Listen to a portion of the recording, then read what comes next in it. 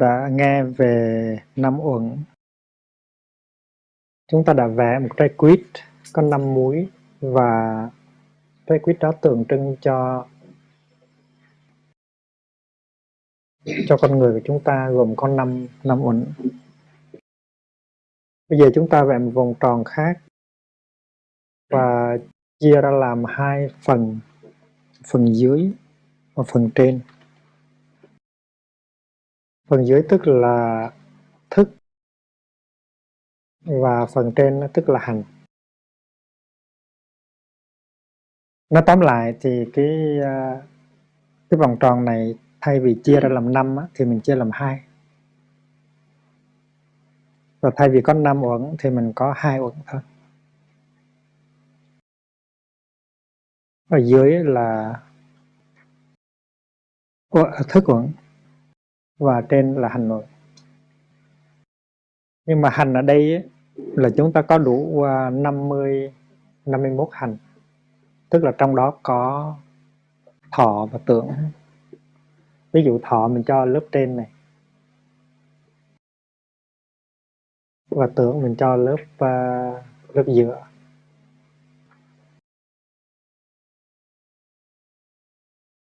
Cảm thọ, tri giác và còn lại là 49 hành kia.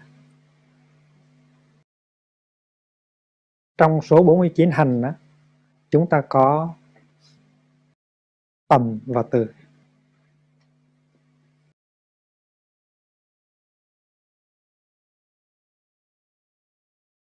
Chúng ta biết tầm từ là tư duy, tầm từ Vitaka và Vichara.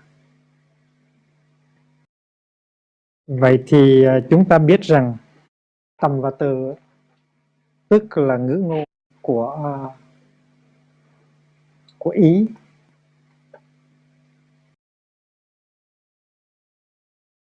Tầm và từ là ngữ ngôn của ý. Chúng ta nói ở trong ý của chúng ta, trong tâm của chúng ta, người khác không có nghe, nhưng mà chúng ta nói, có thể là chúng ta nói non-stop. Vì vậy cho nên chúng ta có cảm tưởng là nó có một cuốn băng cassette ở trong đầu chúng ta, nó cứ chạy hoài, không có dừng nghỉ. Chúng ta biết thức ở đây là cái phần căn bản của tâm thức. Thức ở đây được ví dụ như là đất, nó chứa đựng những cái hạt giống. Và khi những cái hạt giống nằm ở trong cái đất tâm nó phát hiện ra thì chúng ta có những cái tâm hành. Ví dụ như từ là một tâm hành, tầm là một tâm hành, thọ là một tâm hành, tưởng là một tâm hành khác.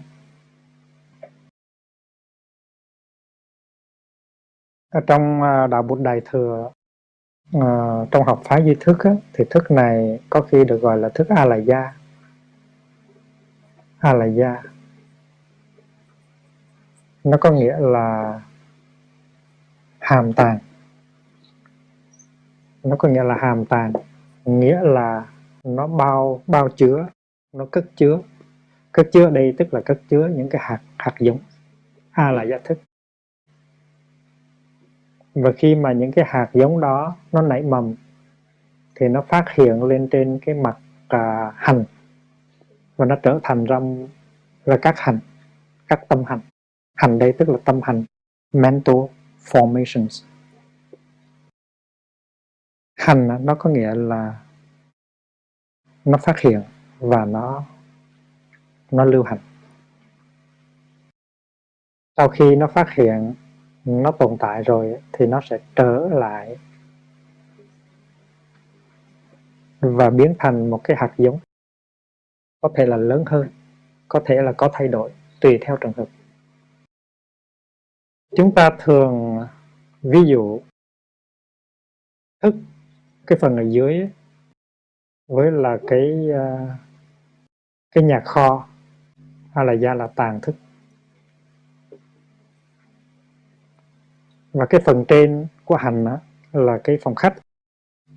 Những cái hạt giống của tâm thức đó, nó phát hiện lên phía trên, nó tồn tại một thời gian rồi nó trở về với cái hình thái hạt giống của nó.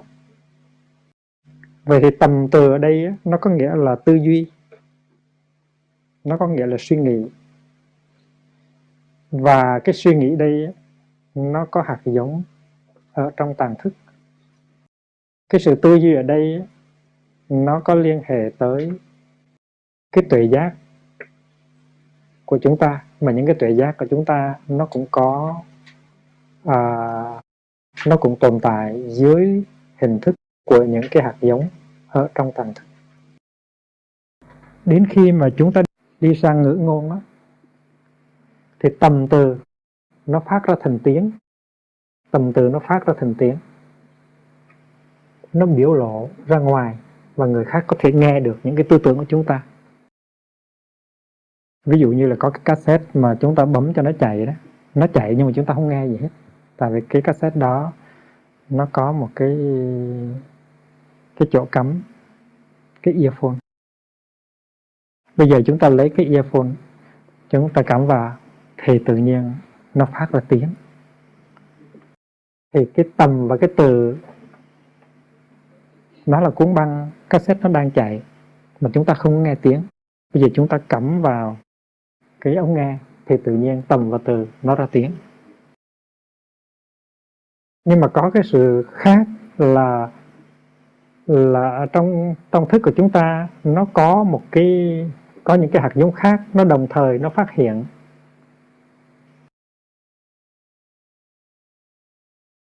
Để nó kiểm soát, nó chỉ phát ra những cái nó muốn phát thôi, và nó che lại những cái nó không có muốn phát.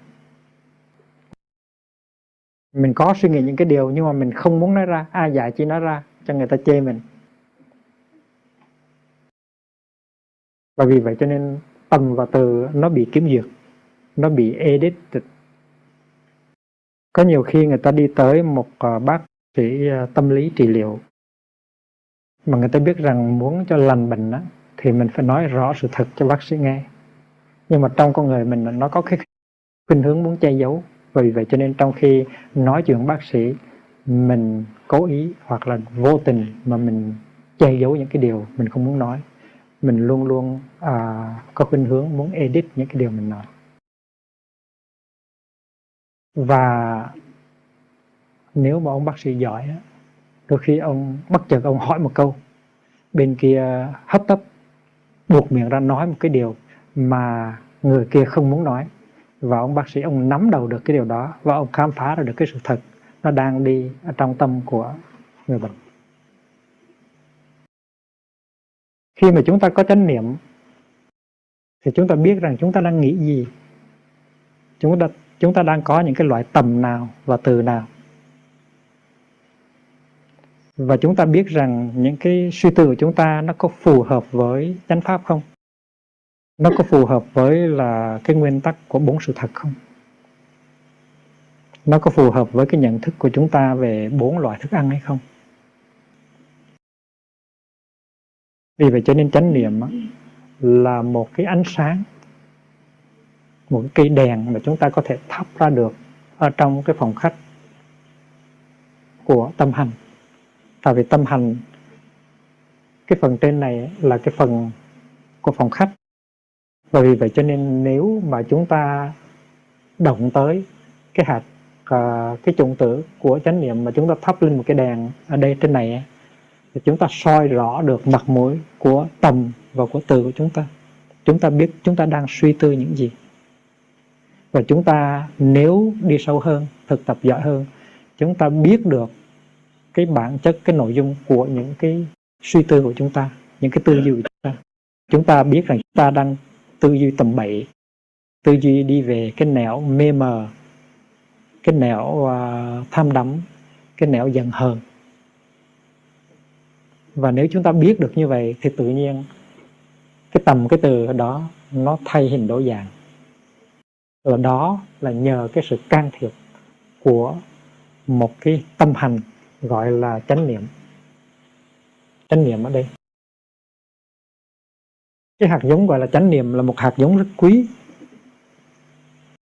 Đó là vàng nguyên chất ở trong cái mỏ, ở trong cái đất của chúng ta. Và nếu chúng ta biết khai thác, chúng ta biết sử dụng, thì chánh niệm khi mà được phát hiện thành tâm hành rồi, nó sẽ đóng cái vai trò soi sáng, dẫn đường và chuyển hóa rất là hay.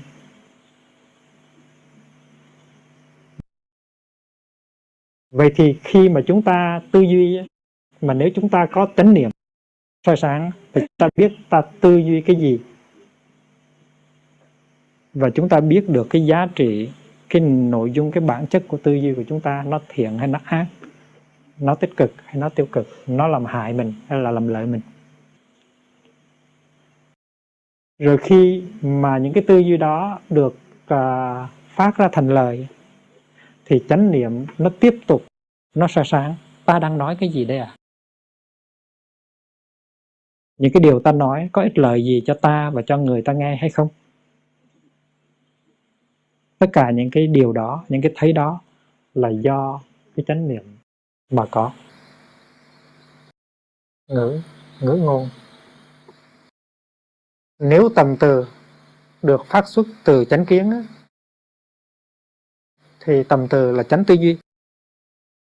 Mà nếu ngôn ngữ được phát xuất từ chánh tư duy thì nó là chánh ngữ chứ có gì đâu.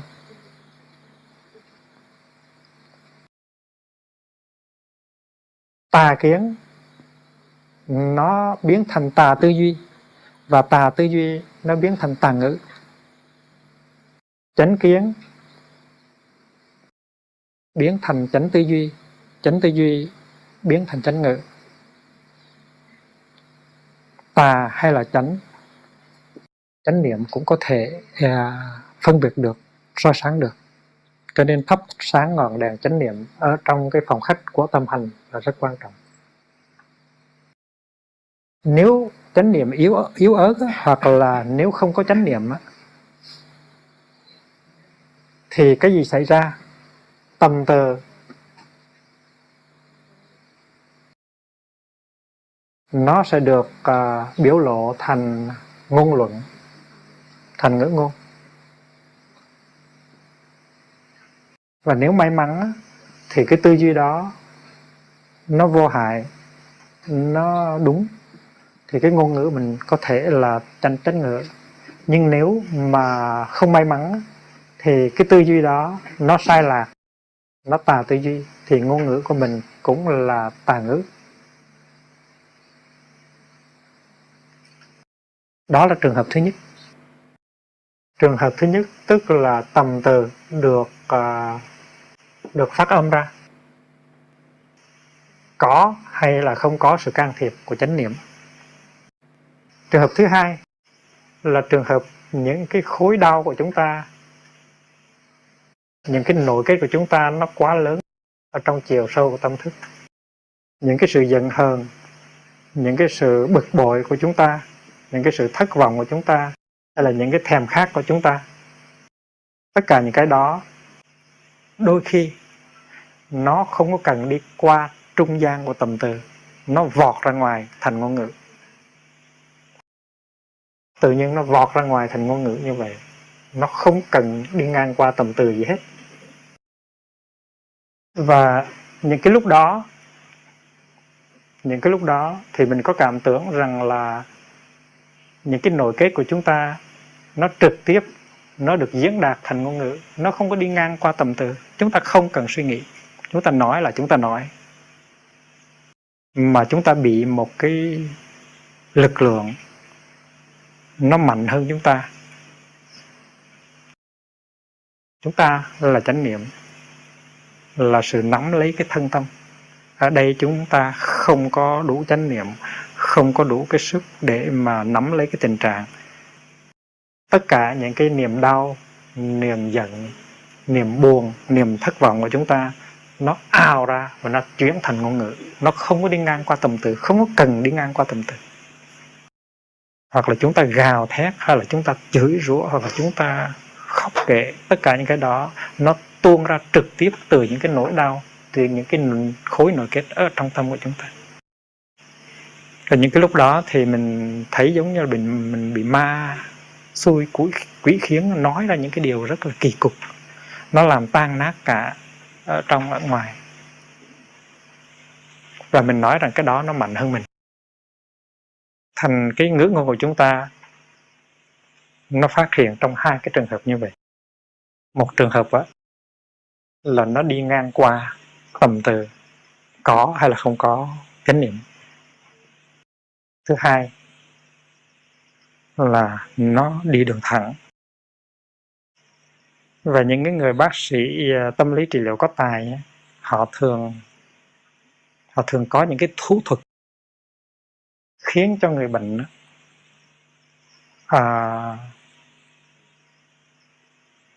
không thể che giấu được. Họ nói một câu, họ đồng tới một cái gì trong lòng người kia bèn mở hết tất cả những cái gì mình có ở trong chiều sâu tâm thức mà nói ra cho người bác sĩ. Người kia có muốn che giấu cũng không có che giấu được. Cái người nói chuyện cũng như là người viết văn nhiều khi có những điều không có muốn nói, nhưng mà trong khi nói, trong khi viết, lỡ có những cái lúc mà lỡ những cái điều mình không muốn nói tự nhiên nó đi ra. Cái đó người ta gọi là những cái bước trượt của vô thức. Và vì vậy cho nên tu tập chánh ngữ mình phải biết là chánh ngữ nó có liên hệ tới chánh kiến, chánh tư duy, và nhất là nó có liên hệ tới những cái nỗi khổ niềm đau, những cái tập khí của mình. Kỳ trước chúng ta đã nói rằng chúng ta phải thấy cái liên hệ giữa chánh ngữ và tri giác, giữa chánh ngữ và thất niệm, giữa chánh ngữ với tập khí. Tập khí nó có nghĩa là cái thói quen, và cái thói quen đó nó được thúc đẩy bởi những cái nội kết khổ đau của chúng ta ở trong tâm. Và cuối cùng chánh ngữ với Bồ Đề tâm, với tâm từ bi. Khi mà chúng ta có tình thương, có cái ý chí muốn thành tựu đạo Bồ Đề, muốn cứu giúp mọi người, thì cái năng lượng của từ bi đó, cái năng lượng của Bồ Đề tâm đó, nó sẽ là một cái yếu tố rất quan trọng. Nó giúp chúng ta phát hiện chánh ngữ. Bằng chánh ngữ chúng ta có thể giúp được người khác, giúp được những người khác thấy được những cái nỗi khổ niềm đau, những cái khối nội kết của họ. Bằng chánh ngữ chúng ta có thể giúp cho người khác thấy được những cái hạt giống của hạnh phúc, của tài năng mà người đó không có thấy.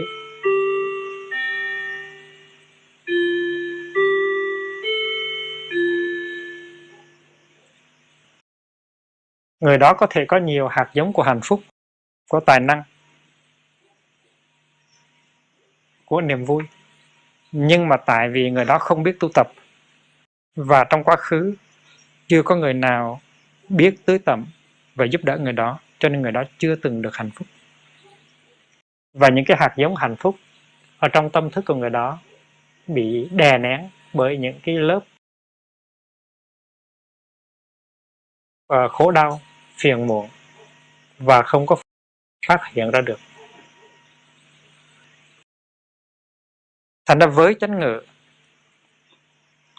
ngữ chúng ta có thể giúp người đó thấy được những cái hạt giống của hạnh phúc, của tài năng của họ, và chúng ta tưới tẩm những cái hạt giống đó để cho những hạt giống đó nó được khai phóng, nó trở thành ra quan trọng. Và đó là một phương pháp rất hay để chuyển hóa những cái khối nội kết, những cái nỗi khổ niềm đau nó đang có tính cách là tràn lấp ở trong con người của người kia. Có một thiếu nữ ở Pháp lớn lên vào khoảng 18-20 tuổi thì chịu đựng không nổi gia đình mình, cho nên là bỏ đi sang Anh để ở.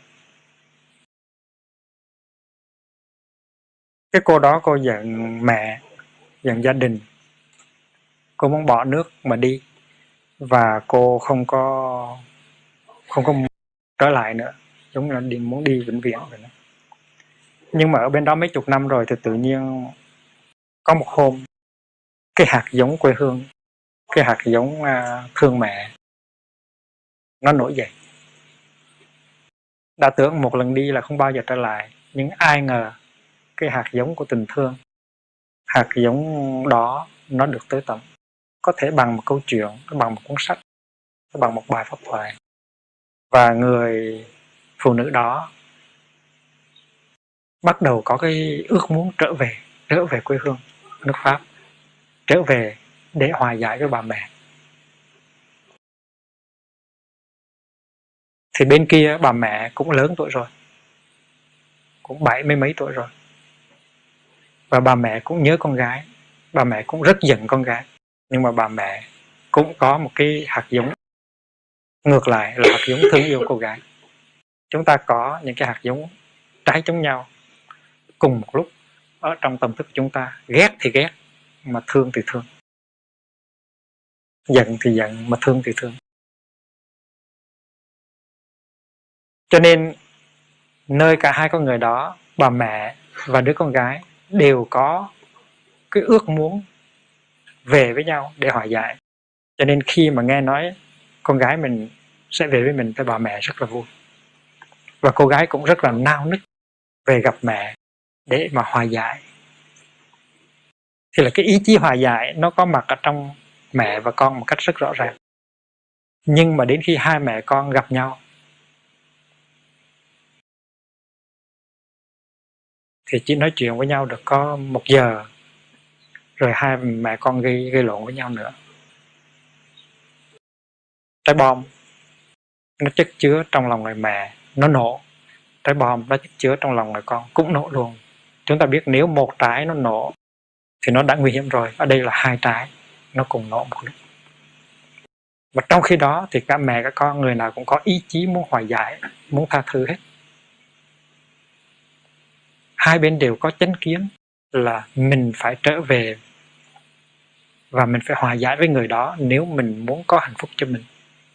Tại vì còn mang theo cái thù hận, cái buồn phiền đối với người đó thì mình vẫn còn khổ đau dài dài. Vì vậy cho nên mình phải giúp người kia cởi bỏ cái niềm đau đó thì mình mới có thể mở được niềm đau của mình. Đó là một chánh kiến. Nhưng mà chánh kiến đó nó chỉ là một cái chánh kiến đang còn vào thời kỳ phôi thai. Nó chỉ mới là ước muốn nhiều hơn. Trong khi đó thì cái trái bom ở trong cả hai người đều đang nặng. Tại vì khi mà hai người ngồi với nhau thì những cái niềm đau có thể bị tứ tẩm. Và khi tứ tẩm tức là nó có sức nóng trong người, và tự nhiên cái sức nóng ở trong người đó nó biểu lộ thành ra ngôn ngữ. Và ngôn ngữ khi mà nóng thì nó tưới cái niềm đau của người kia, và người kia cũng sẽ nóng. Và vì vậy cho nên hai mẹ con mỗi lần gặp nhau là gây lộn. Và nó bao nhiêu lần sáp lại với nhau để hòa giải mà bấy nhiêu lần thất bại. Thì khi người thiếu phụ tới lần hồng thì tôi mới chỉ cho, tôi nói rằng là phải tu tập chánh kiến, phải tu tập chánh niệm. Và tôi khuyên rằng đừng có nên đi gặp mẹ nữa, phải chờ đợi một thời gian. Trong thời gian đó thì phải đi thiền hành, phải ngồi thiền tọa, phải ăn cơm im lặng, phải sinh hoạt với chúng, phải học tham dự vào cái đời sống của tăng thân, phải nấu cơm, phải xách nước, phải giặt áo, phải làm tất cả những cái điều mà đại chúng đang làm, rồi sống chung và chia sẻ công việc cũng như là sự tu tập, cũng như là những cái niềm đau, những cái niềm vui của tất cả mọi người. Trong thời gian đó, mình có khả năng tưới tẩm được những cái hạt giống hạnh phúc mà lâu nay không có ai tưới tẩm. Trong tăng thân thế nào cũng có người biết cười, biết nói, biết giúp đỡ. Mình có thể vén những cái màn khổ đau ra mà tưới tẩm những cái hạt giống hạnh phúc trong người đó. Trong tăng thân thế nào cũng có người soi sáng cho mình thấy cái tính chất sai lầm của cái nhận thức của mình. Và trong cái thời gian đó thì người thiền sinh có thể phát triển cái chánh niệm của mình. Tại vì chánh niệm là sự thực tập và lằng hồng.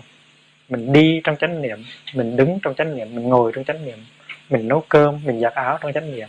Và chánh niệm cho mình thấy những cái suy tư của mình như thế nào. Chánh niệm cho mình thấy cái bản chất của tầm và từ. Chánh niệm cho mình biết rằng tầm và từ đó nó từ những cái hạt giống nào nó đi ra.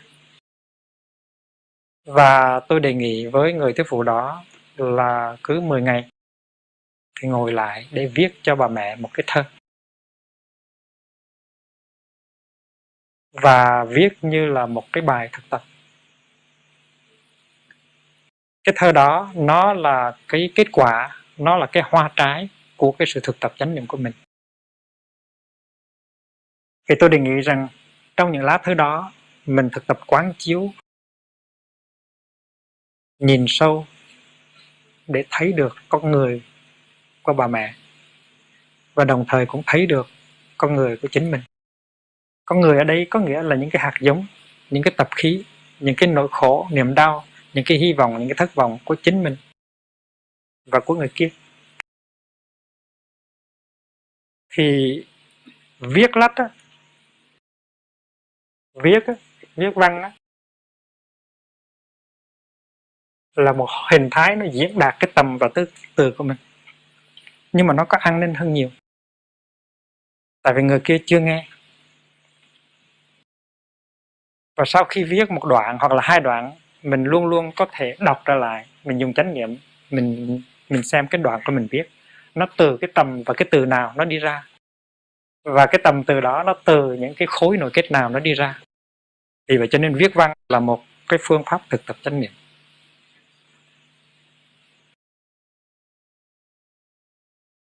Nếu mà chúng ta biết thực tập chánh niệm thì ngồi viết một lá thơ hay là một bài văn hay là một cuốn sách nó trở thành ra một phương pháp thực tập của chúng ta. Cái đó không có còn được diễn tả là đó là công việc nữa. Đó là một pháp thực tập. Cũng như là khi mà chúng ta rửa nồi hay là chùi nhà đó, và nếu chúng ta biết thực tập chánh niệm trong khi rửa nồi và chùi nhà thì đó không phải là công việc nữa, đó là phép tu, gọi là phép tu rửa chén, phép tu chùi nồi. Và đi tu mà nếu chùi nồi chỉ để cho nồi sạch không thì rất là uổng. Chùi nồi phải được thực tập như là một cái phép tu. Thì khi mình ngồi xuống mình viết một cái lá thơ cho mẹ thì mình viết bằng cái tuệ giác của mình. Mình đã sống chánh niệm, mình đã nhìn vào người của mình nhìn vào người của mẹ, mình đã thấy mình khổ như thế nào, mình đã thấy mẹ khổ như thế nào. Đồng thời mình cũng thấy rằng mình cũng có điều kiện để có hạnh phúc, mẹ cũng có thể có điều kiện để có hạnh phúc, nhưng mà chưa ai giúp mình, chưa ai giúp mẹ. Và chính cái sự tu tập của mình ngày hôm nay là cái cơ hội đầu tiên để mình có thể tự khai mở cho mình và khai mở cho mẹ. Thì cái lá thơ đó là một pháp thực tập. Cố nhiên nếu trong lá thơ đó mình lý luận, mình thanh minh thì nó không có ích lợi gì cả. Và mình thấy rất rõ là những cái lý luận này, những cái thanh minh này nó chỉ tưới tẩm những cái hạt giống khổ đau của bà mẹ mà thôi. Thành ra mình biết rằng viết như vậy nó vô ích. Viết như vậy nó chứng tỏ rằng cái tâm và cái từ của mình á, nó không được chánh niệm soi sáng. Tâm và từ của mình nó được phát xuất từ những cái hạt giống tiêu cực.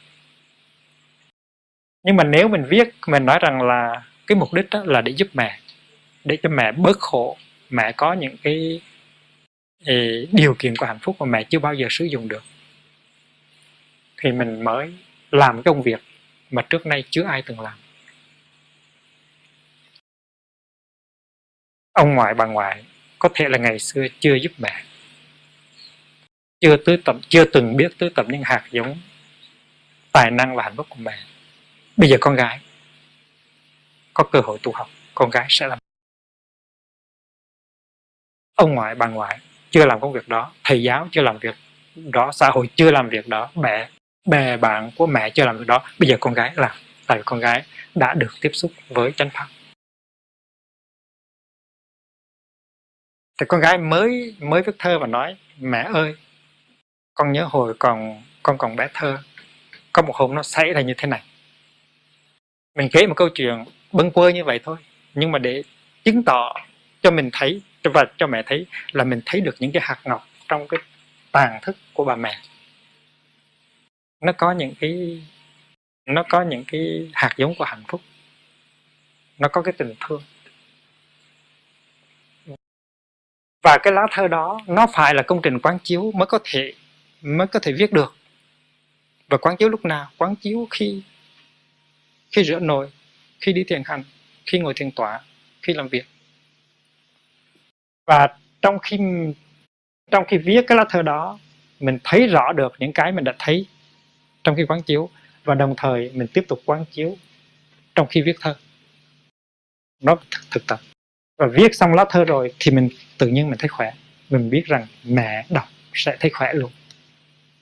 Và đọc lại một lần nữa, dùng cái ánh sáng của chánh niệm chiếu vào để thấy giá trị, để thấy tác dụng của từng câu từng chữ. Xong rồi mình biết rằng cái lá thơ này nó phát xuất từ chánh kiến, nó phát xuất từ chánh tư duy, và nó đã được thể hiện bằng chánh ngữ.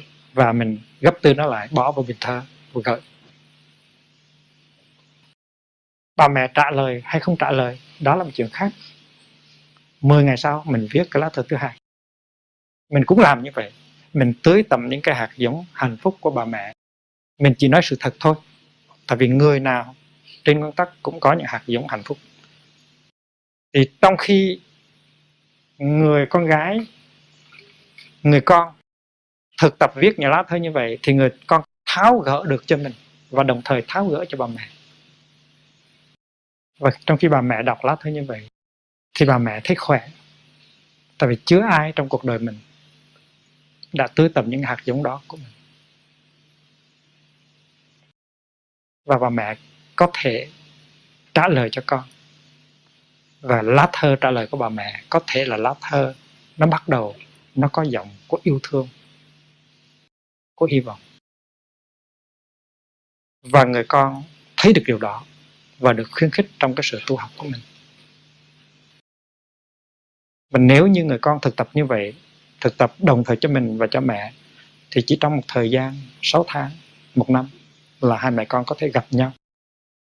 Và lúc đó thì cái niềm đau trong lòng nó đã chuyển hóa bớt rất nhiều. Những cái niềm vui trong lòng nó đã phát triển nhiều. Tà tư duy nó đã nhường chỗ rất nhiều cho chánh tư duy, và cố nhiên chánh ngữ sẽ được phát hiện. Hai mẹ con có thể nói với nhau một cách êm thấm. Thành ra chúng ta không có đợi cho người kia phải chuyển hóa thì chúng ta mới chuyển hóa. Chúng ta phải bắt đầu cái chuyển hóa từ ở trong cái từ tâm của chúng ta, sự tu tập của chúng ta. Một người tu mà hai người được lợi ích.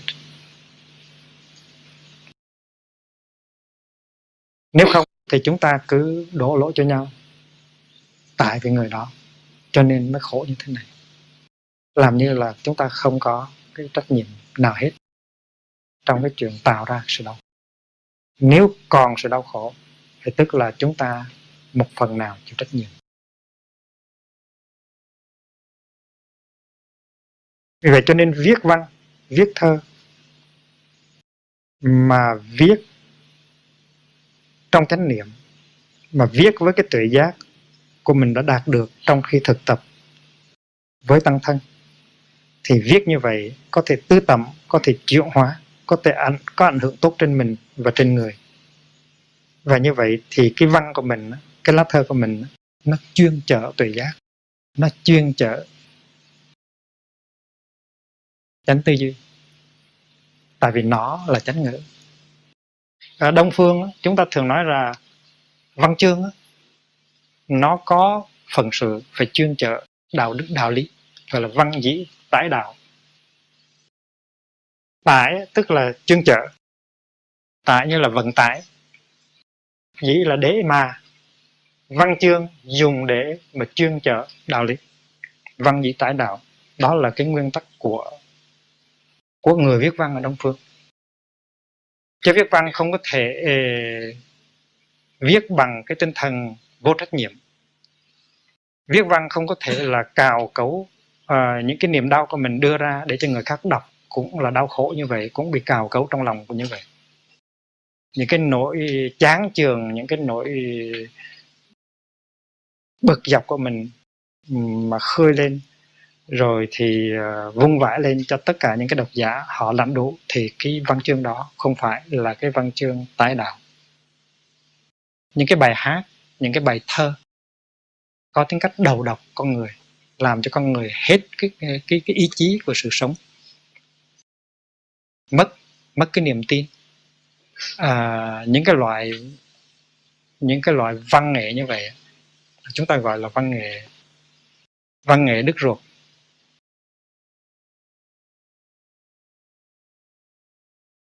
Có những chàng thanh niên, có những cô thiếu nữ ngồi nằm queo lại như một con tôm,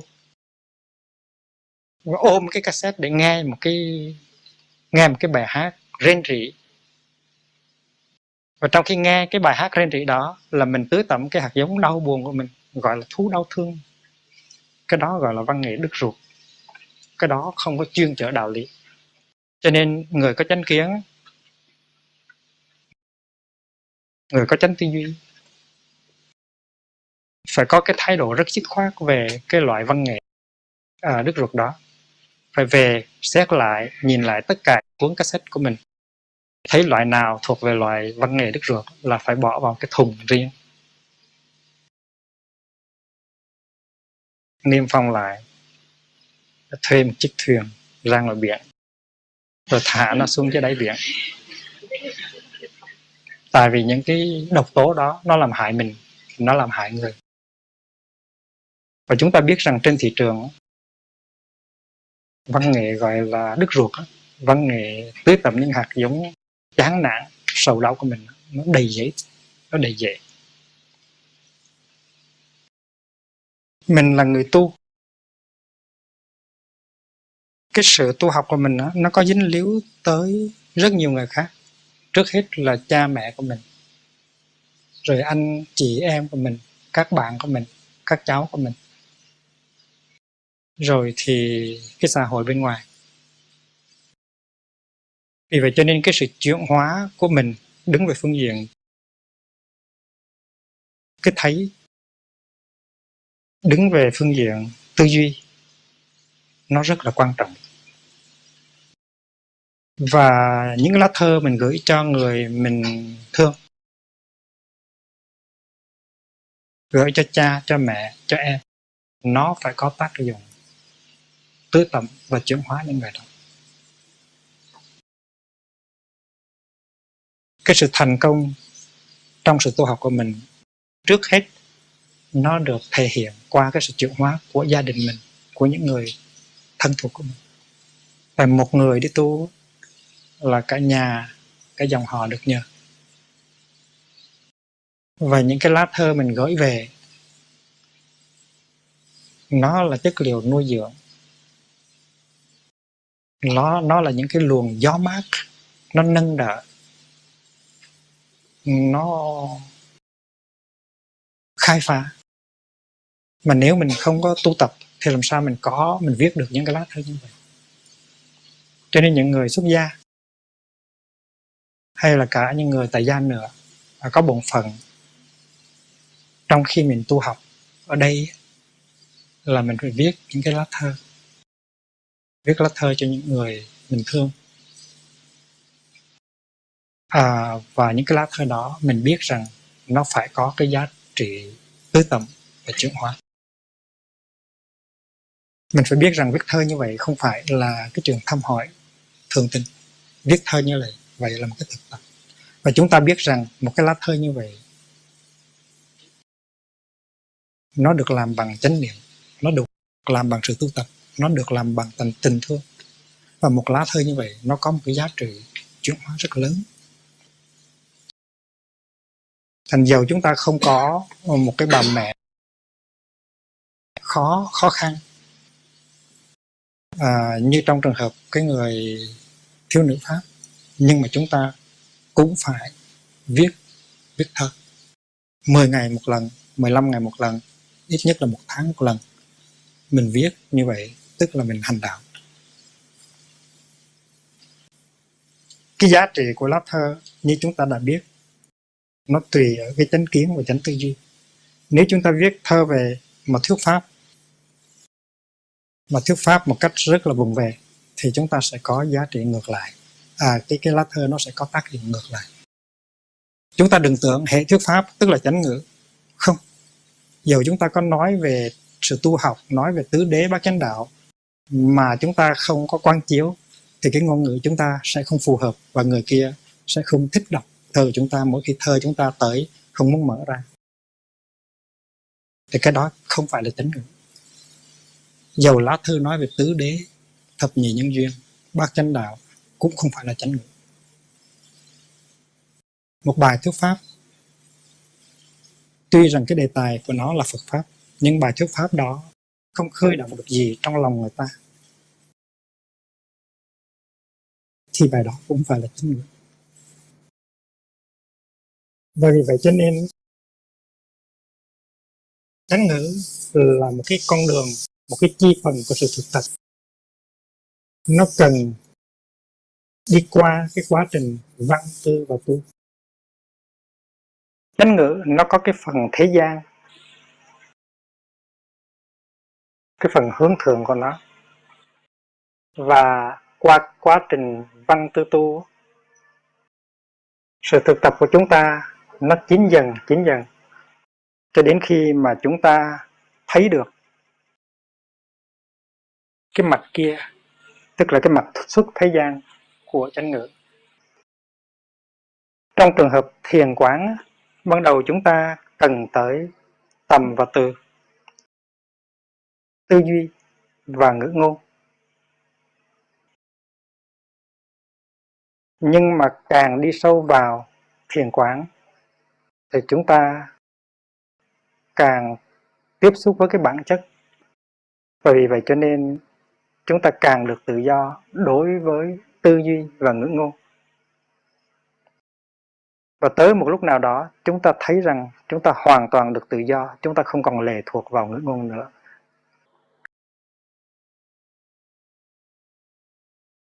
Cái lúc đó,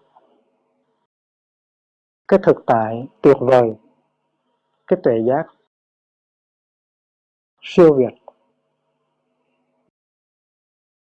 nó không có cần tới cái ngữ ngôn nữa. Ngữ ngôn, dầu là cái thứ ngữ ngôn thường thẳng, cũng không có thể diễn tả được nữa. Thì lúc đó gọi là ngôn ngữ đạo đoạn. Tức là con đường ngôn ngữ nó đã bị cắt đứt. Đây là một danh từ của thiền, ngôn ngữ đạo đoạn.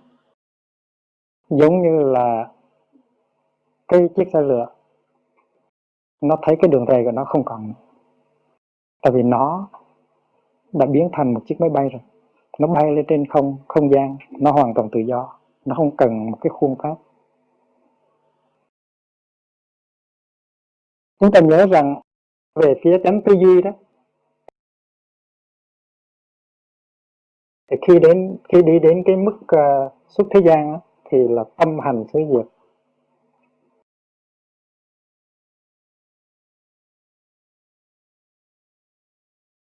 Tâm hành ở đây tức là tầm và tư. Tâm hành tức là cái đường đi nẻo về của tâm ý, nẻo về của ý, nó mất dấu rồi. Tại vì cái chân lý tuyệt đối đó, cái tuệ giác siêu việt đó, nó vượt thoát tất cả mọi tư tưởng, mọi tư duy, gọi là tâm hành xứ diệt, và nó vượt thoát tất cả mọi cái loại ngôn ngữ, cho nên gọi là ngôn ngữ đạo đoạn. Ở Việt Nam có một phái thiền tên là phái Vô Ngôn Thông, tức là cái sự thông cảm, cái sự hiểu biết mà không có cần đi qua trung gian của lời nói.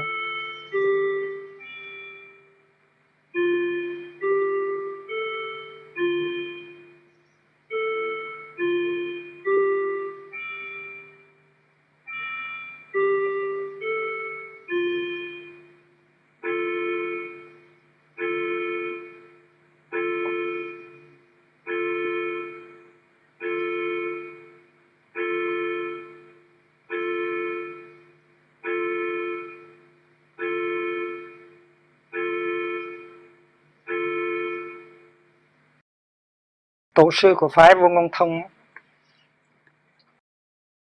trước khi tịch có để lại một bài kệ. Trong bài kệ đó, thầy có nhấn mạnh đến cái sự kiện là cái chân lý nó vượt thoát tất cả mọi ngôn ngữ văn tự. Và cái bài đó nó được chấm dứt bằng hai câu: trực nhiêu vấn ngã, ngã bốn vô ngôn, là đừng có hỏi tôi nữa, cái bản chất của tôi là vô ngôn, tên tôi cũng là vô ngôn. Trực nhiêu vấn ngã, ngã bốn vô ngôn, đừng có hỏi nữa, tại vì bản chất của ta là vô ngôn. Ở trong kinh Di Ma có nói tới cái sự im lặng. Có những lúc mà cái sự im lặng của mình nó còn hùng hồn hơn cả bất cứ thứ ngữ ngôn nào. Thành ra những lúc đó im lặng là vàng, im lặng là chân lý. Và cái thứ im lặng đó người ta gọi là im lặng sấm sét. Chữ Tàu là mặt như lôi, lôi tức là sấm sét, mặt là im lặng như sấm sét. Mình dịch là thundering silence. Ở trong đạo Khổng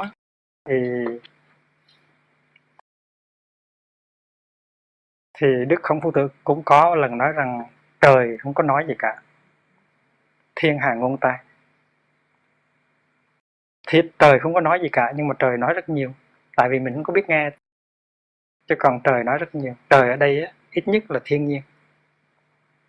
Nếu mà mình có chánh niệm, nếu mình biết lắng nghe, thì mỗi cái tiếng chim hót hay là mỗi tiếng thông reo nó là cái ngôn ngữ.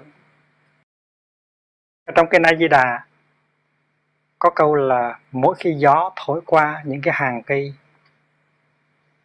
ở nước Cực Lạc thì những cái hàng cây đó nó phát ra những âm thanh vi diệu, và nếu mình lắng nghe thì mình có thể nghe được cái giáo lý tứ diệu đế, bát chánh đạo, ngũ căn, ngũ lực, thất bồ đề phần, bát thánh đạo phần. Xuất vi diệu âm, kỳ âm diễn xướng, ngũ căn ngũ lực, thất bồ đề phần, bát thánh đạo phần. Như thì đăng pháp, kỳ độ chúng sanh, văn thì âm dĩ, giai phát, niệm Phật, niệm Pháp, niệm Tăng, chư tâm. Tất cả những chúng sanh nước Cực Lạc mà nghe những âm thanh đó là trở về với chánh niệm. Và cái điều này nó đúng với cái cõi ta bà của chúng ta. Nếu chúng ta có chánh niệm, chúng ta đi thiền hành, chúng ta nghe tiếng chim hay tiếng gió trong những cái thông, ở trong những cái sồi, chúng ta cũng có thể nghe được giáo lý ngũ căn, ngũ lực, thất bồ đề phần, bát thánh đạo phần. Và nghe tiếng gió, tiếng chim hay là tiếng đồng hồ, chúng ta có thể trở về với chánh niệm, niệm Phật, niệm Pháp, niệm Tăng, và chúng ta có thể sống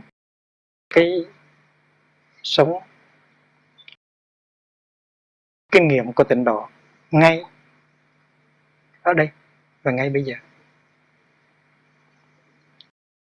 Cái kinh nghiệm tịnh độ đừng có đợi chết rồi mới sống, hãy tập sống ngay bây giờ. Trong Thánh Kinh có nói rằng 10 cái điều răn cấm của Chúa ngày xưa đã được tiết lộ cho Moses.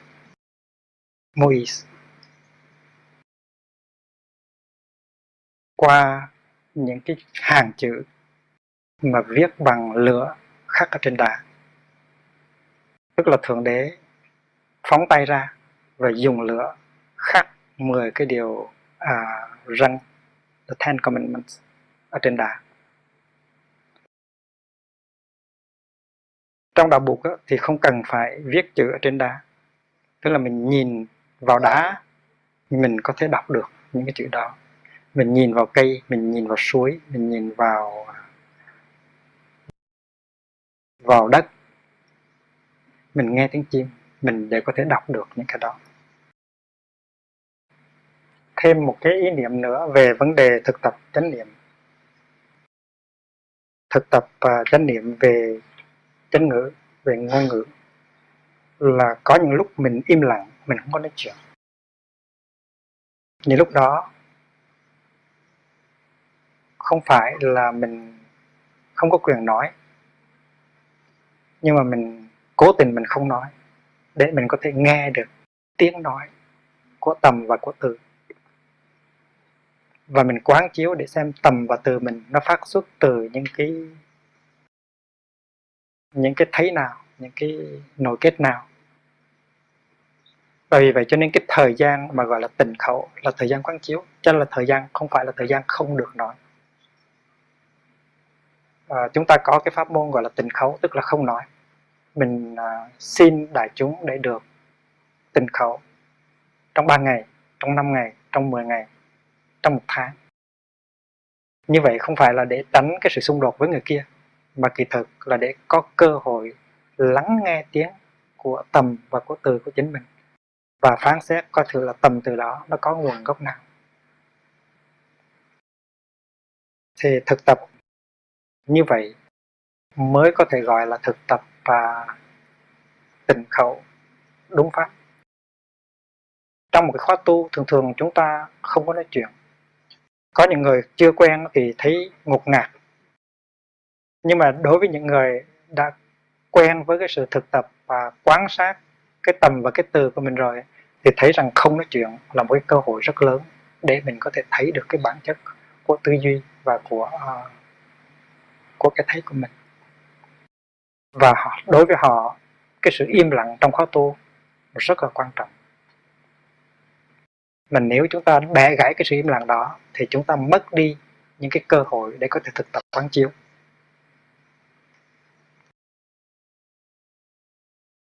Có những người đòi trong khóa tu phải im lặng, nhưng mà tại vì họ quen với sự im lặng, họ không muốn bị rầy rà thôi.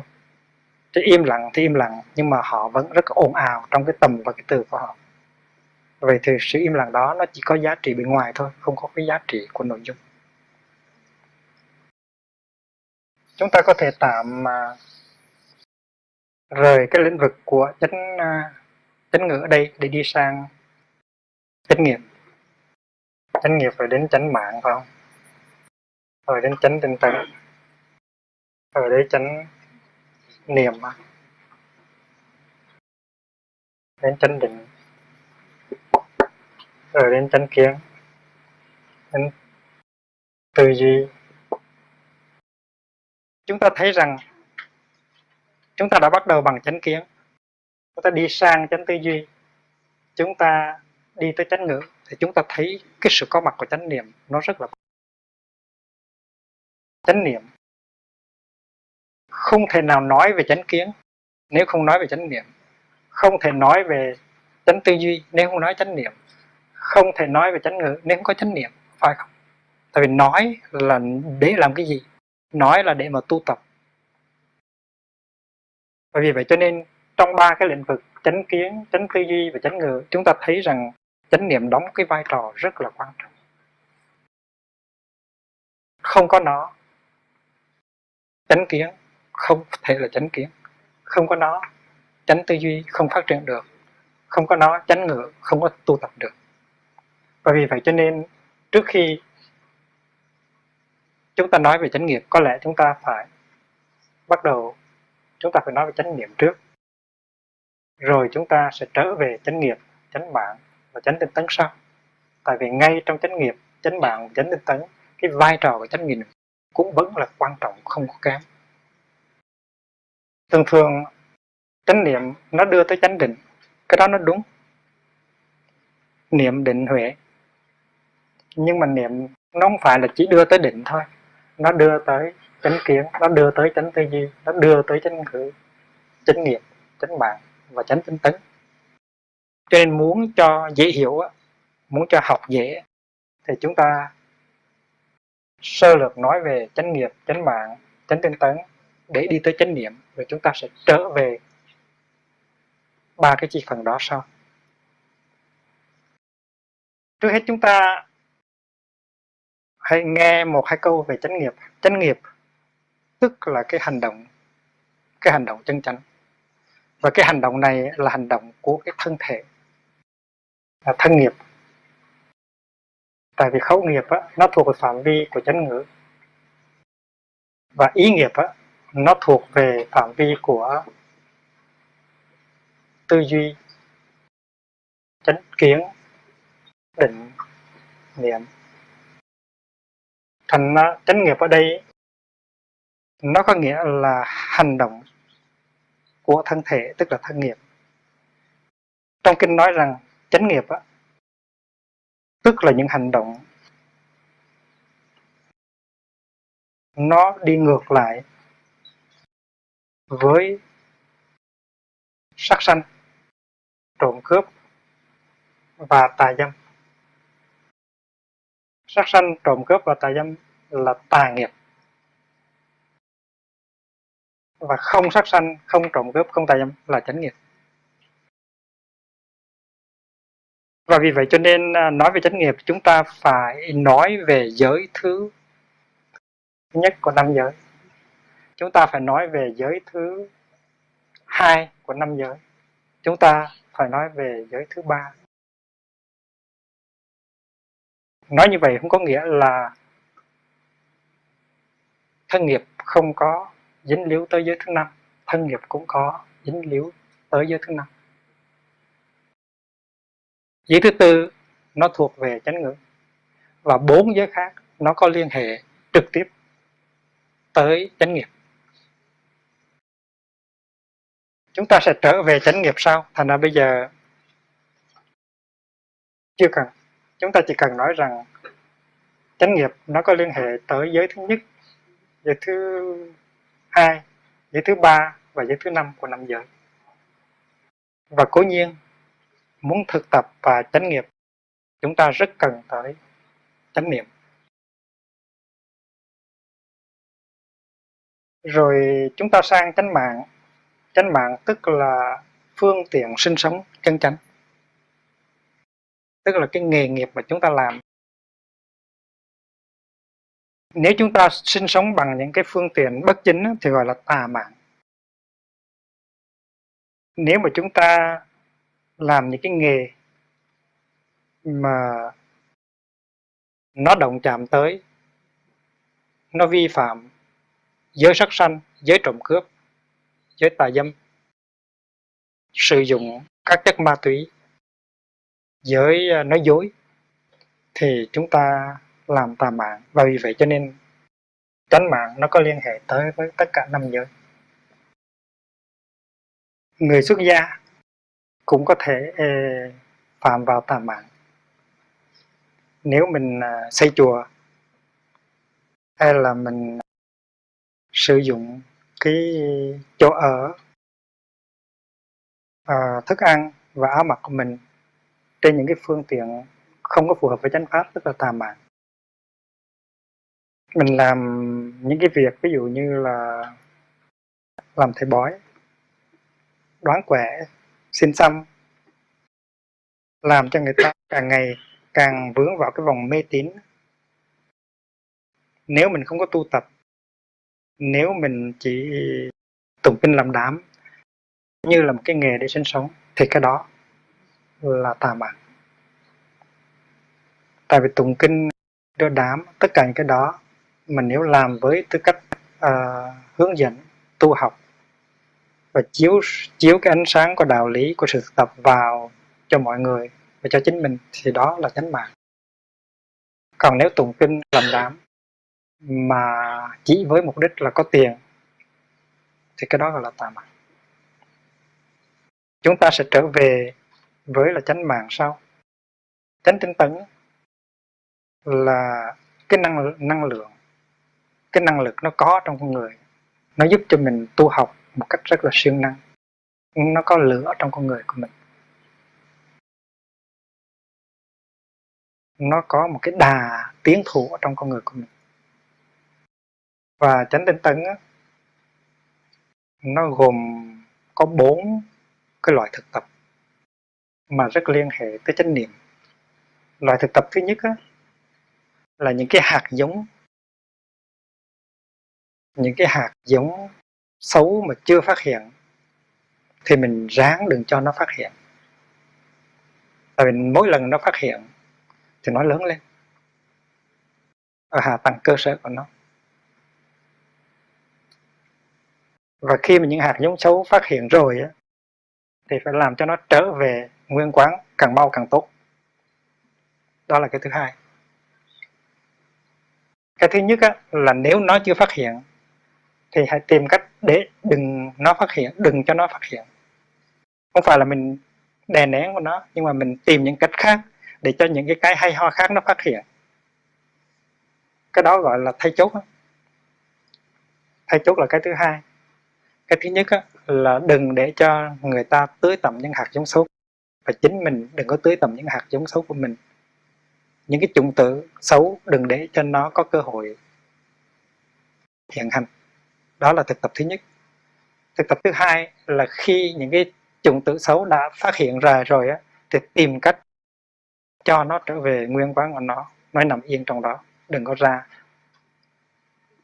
Đó là phương pháp thay chốt, phương pháp quán chiếu, phương pháp chánh niệm. Thứ ba là những cái hạt giống tốt á, chưa từng được phát sanh á, tìm cách tưới tẩm cho nó phát sanh, bằng tự mình tưới tẩm hay là bằng nhờ người khác tưới tẩm. Thứ tư là những cái hạt giống tốt đã phát sanh rồi, tìm cách mời nó ở lại, nuôi dưỡng nó, làm cho nó lớn lên. Cái đó gọi là tứ chánh cần. Thành nên nội dung của chánh tinh tấn là tứ chánh cần, tức là bốn cái loại hành động siêng năng để mà làm cho yếu đi những hạt giống xấu và để làm cho lớn lên những hạt giống tốt. Thì chánh tinh tấn nó có liên hệ tới tất cả những cái chi phần khác của bát chánh đạo. Chứ chánh tinh tấn không có nghĩa là chúng ta phải siêng năng. Nói như vậy nó không có nghĩa gì hết. Ai mà không muốn siêng năng, nhưng mà siêng năng như thế nào? Và vì vậy cho nên phải có kiến thức về tâm học, về duy thức học thì mới có thể hiểu được những cái nội dung của 8 chi phần của bát chánh đạo. Chúng ta đi qua như vậy để mà đi tới chánh niệm cho mau, rồi sẽ trở về với 3 cái chi phần đó. Nói là chánh niệm là tại vì nó có một cái thứ niệm gọi là tà niệm. Niệm ở đây nó có nghĩa là nhớ nghĩ tới, mà có những cái nhớ nghĩ mà nội dung của nó là tà, cho nên gọi là tà niệm. Chữ niệm nó có nghĩa là nhớ, và chữ nho thì nó được viết như thế này. Phía trên là phần trên nó là chữ kim, nghĩa là bây giờ. Phần dưới là tâm, nghĩa là cái tâm ý của mình. Cái điều đó nó có mặt bây giờ trong tâm mình, tức là mình đang nhớ tới điều đó. Mà điều mình nhớ có thể là tà, điều mình nhớ có thể là chánh. Chánh niệm tức là đặt cái điều chánh vào trong cái sự nhớ nghĩ của mình. mình tâm tâm niệm niệm cái điều tốt, cái điều chánh. Chánh là nó thẳng, tà là nó nghiêng. Trong 51 cái tâm hành của mình á, nó có một tâm hành tên là tác ý, Manaskara, Pali là Manasikara. Tác ý tức là mình để ý tới, để cái tâm ý tới một cái đối tượng nào đó. Trước đó thì mình chưa chú ý tới nó, bây giờ thì mình chú ý tới nó, gọi là tác ý. Tác ý nó là một trong 5 cái tâm hành gọi là biến hành. Biến hành có nghĩa là nó có cách phổ biến và nó xảy ra rất nhiều lần trong ngày, nó xảy ra liên tiếp trong ngày. Tác ý và chúng ta chưa để ý tới nó, bây giờ chúng ta để ý tới nó. Và tác ý nó mở đầu cho một cái niệm, mà cái niệm đó có thể là tà, cái niệm đó có thể là chánh. Ví dụ như khi mình coi một cái phim hay là nghe một cái bài hát,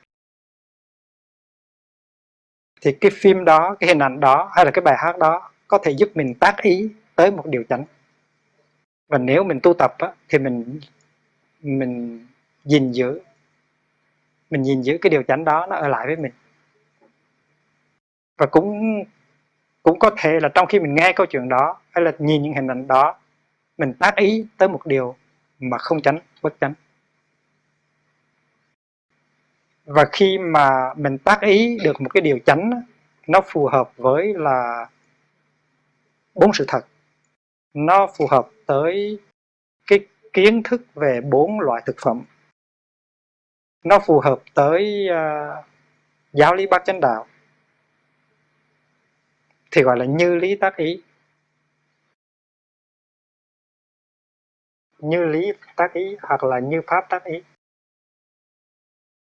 Và khi mà mình để ý tới, nó đánh động cái sự chú tâm của mình tới một cái đối tượng mà không có ích lợi cho mình và cho người, một cái đối tượng mà nó đưa mình đi xa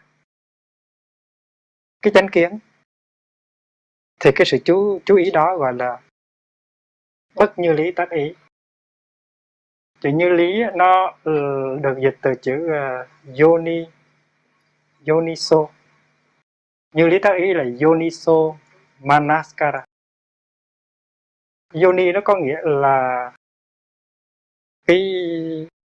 cái cung của đứa con, tự cung, là cái chỗ mà bất cứ người đàn ông hay là người đàn bà nào cũng phải phát xuất từ đó. Vì vậy cho nên yoni ở đây nó có nghĩa là cội nguồn. Và khi mà nó có thể đưa mình về cội nguồn, đừng cho mình đi lạc á, đi lạc hướng á, đánh mất mình á, thì gọi là yoniso. Còn nếu mà nó đưa mình đi lạc cội nguồn gọi là ayoniso, là bất như lý hoặc là phi như lý tác ý. Vậy thì khi mà mình nghe một tiếng chuông đồng hồ, mình trở về với chánh niệm và mình thở và mình mỉm cười á, mình lấy chánh niệm mình soi sáng, mình thấy được cái tâm hành của mình thấy được mình đang làm gì, thì cái tiếng chuông của đồng hồ nó giúp mình thực tập cái gọi là như lý tác ý. Còn nếu mình nghe một tiếng hát mà nó đưa mình tới cái sự thương nhớ vẩn vơ, buồn rầu, không biết rằng mình đang thực tập chánh niệm, mình đang thực tập ở trong một cái tăng thân, thì cái tiếng hát đó nó đưa mình đi chỗ khác, nó bắt mình vắng mặt trong cái sự tu học, thì đó là phi như lý tác ý. Cho nên trong cái đời sống tu học hàng ngày của chúng ta phải tìm trăm phương ngàn cách để có thể thực tập được cái gọi là như lý tác ý trong mỗi giây phút của đời sống hàng ngày. Khi mà tôi đi vào bếp mà tôi thấy một vị thiền sinh đang xắt cà rốt á, thì tôi hay hỏi là anh đang làm gì đó. Thì đó là một cái phương pháp, một tiếng chuông để giúp người đó như lý tác ý. Và trong một cái tăng thân tu tập với nhau thì chúng ta phải làm tiếng chuông cho nhau. Cái cách đi, cách đứng, cách ngồi, cách nhìn, cách làm việc của mình phải có tác dụng, nên có tác dụng giúp người kia thực tập như lý tác ý. Trong tăng thân của chúng ta có những người làm được như vậy. Khi mà thấy họ một cái thì ta có khuynh hướng trở về với chánh niệm. Thì những cái người mà giúp ta trở về như lý tác ý, họ có tác dụng của tiếng chuông. Và mỗi người chúng ta nếu mà muốn xây dựng tăng thân thì cũng nên thực tập như vậy, để cho mỗi lời nói, mỗi cái nhìn, mỗi cái động tác của chúng ta có thể là một tiếng chuông cho chính chúng ta và cho người khác.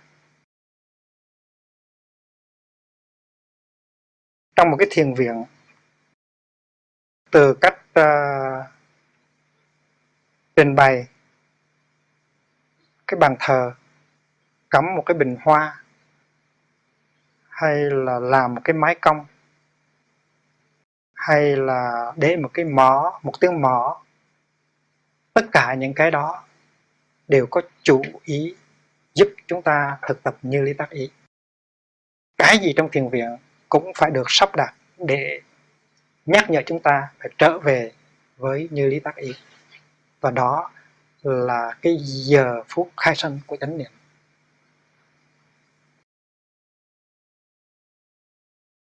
Ngược lại là chúng ta sống trong một cái môi trường mà tất cả mọi cái đều kéo ta đi theo cái hướng kia, cái hướng của sự quên lãng. Phi như lý tác ý. Lời kinh, tiếng kệ không có, tiếng chuông, tiếng mõ không có, những cái nét kiến trúc không có. Ở ngồi trong một quán rượu thì tất cả cái điều chúng ta nghe, chúng ta thấy, chúng ta tiếp xúc bằng 6 giác quan đều chỉ có cái tác dụng đưa chúng ta đi lạc mà thôi. Phi như lý tác ý. Khi mà chúng ta nhớ nghĩ tới những cái đối tượng, ví dụ như là danh, lợi, tài, sắc, ta nhớ tới thuốc, nhớ ai nhưng nhớ thuốc lào, đã chôn điếu xuống lại đào điếu lên, thì những đó là tà niệm. Chúng ta nhớ một cái gì, nhớ một người nào, cho đến nỗi chúng ta không có làm ăn được gì hết á, chúng ta không tu học được gì hết á, cái đó gọi là tà niệm. Chúng ta khổ quá và chúng ta muốn trốn tránh cái thực tại, chúng ta không có khả năng đối diện với thực tại, chúng ta muốn chạy trốn trong cái sự suy nghĩ cái này, mơ tưởng cái khác, cái đó cũng là tà niệm. Có nhiều khi chúng ta quán tưởng một dòng nước trong hay là một bầu trời xanh để cho nó mát, khỏe mát cái tâm hồn, để nuôi dưỡng trước khi chúng ta trở về đối diện với cái sự khó khăn hiện tại của chúng ta. Chuyện đó chúng ta có thể làm được, chúng ta ý niệm như vậy. Nhưng mà có khi chúng ta không biết là chúng ta đang đi trốn, và chúng ta đi trốn như vậy thì không bao giờ chúng ta có thể giải quyết được vấn đề của chính chúng ta. Có những người họ có vấn đề trong gia đình của họ, họ nói con họ không nghe, họ nói chồng họ không nghe, họ cãi lộn với vợ họ, và họ cố tình hoặc là vô tình hoặc là cố ý đi tìm sự trốn tránh ở ngoài. Họ đi làm việc xã hội, họ tìm ra những cái duyên cớ để họ không có về nhà, và họ đánh lừa họ là họ đang làm cái gì tốt, cái gì hay, cái gì đẹp. Đó là cái sự trốn tránh. Mà tu học á, là mình không được trốn tránh cái thực tại. Tu học á, tức là mình phải đem cái chánh niệm của mình chiếu vào trong cái sự thực, tiếp xúc với cái sự thực thứ nhất là khổ. Họ có một bằng tiến sĩ rồi nhưng mà họ muốn học thêm một bằng tiến sĩ thứ hai. tại vì họ muốn quên trong cái sự học. Trong khi đó cái phương pháp tu học của mình đó, là phải đem ánh sáng chánh niệm chiếu vào cái đối tượng khổ đau của mình, tức là sự thật thứ nhất, để tìm ra cái sự thật thứ hai là những nguyên do nào đã đem tới sự đau khổ.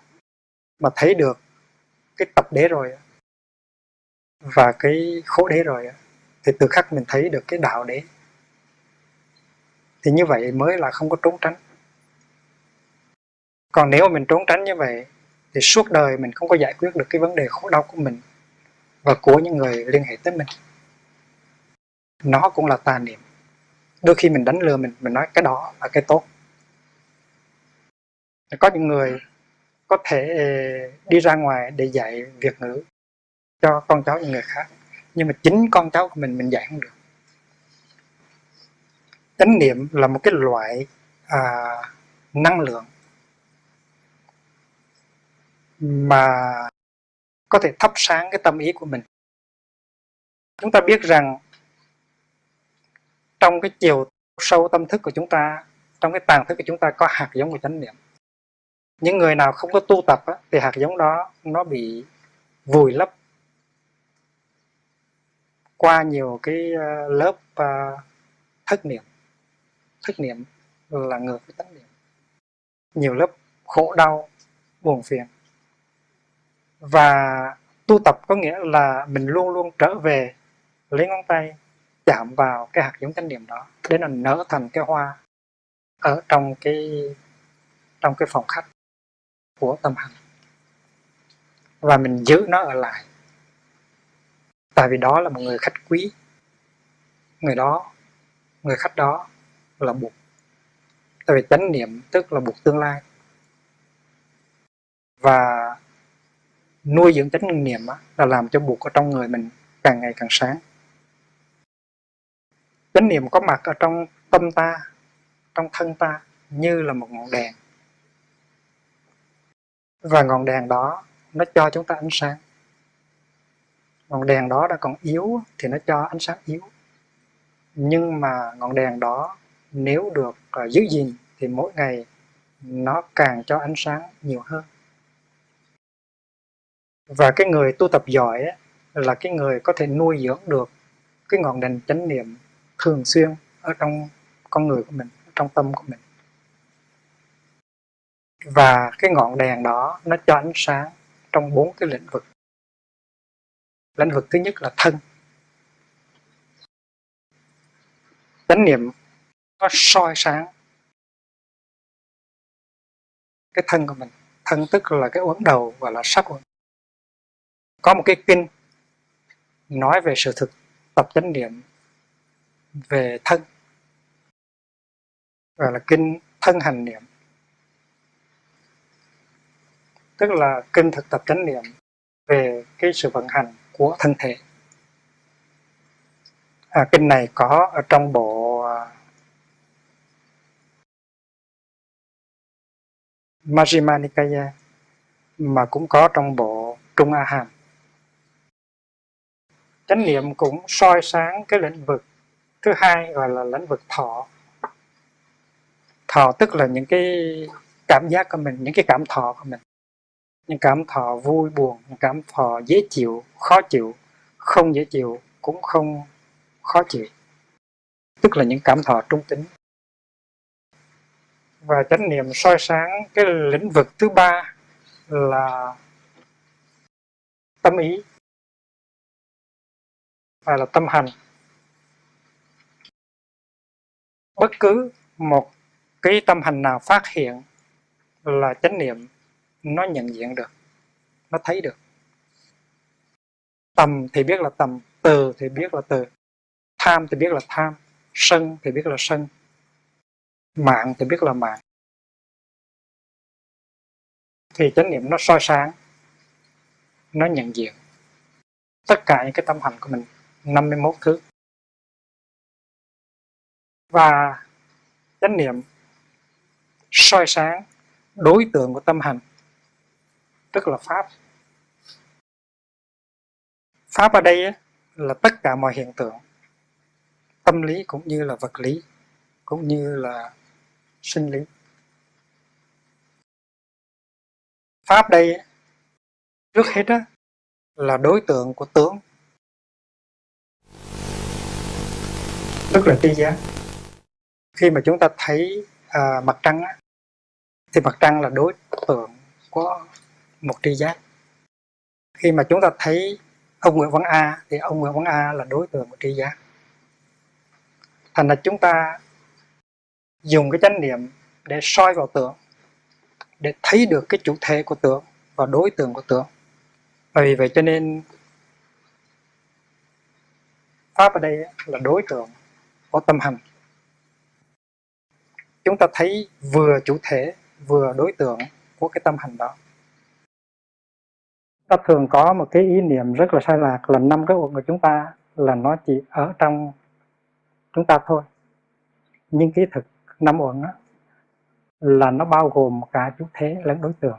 5 uẩn của chúng ta nó bao gồm cả mặt trời, mặt trăng, vũ trụ, mây, sao, rừng, sông, núi. Chúng ta phải từ từ chúng ta học cho quen. Và 5 uẩn đó không phải là một cái biệt lập. 5 uẩn đó nó gồm có chủ thể, có đối tượng. Tây phương á, đôi khi họ dùng danh từ cũng hay, họ dùng như là cái người thương của họ, họ gọi là my love, là mon amour.